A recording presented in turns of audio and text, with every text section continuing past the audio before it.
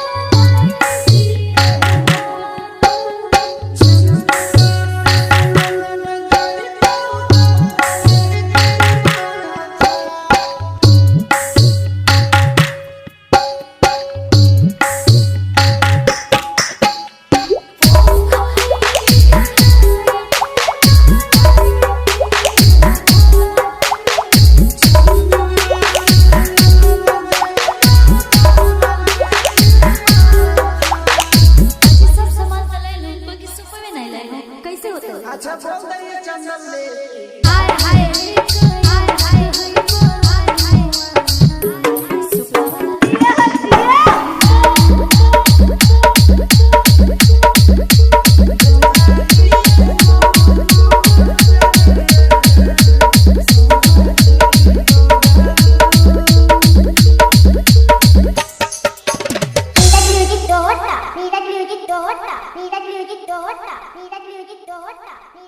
dohta.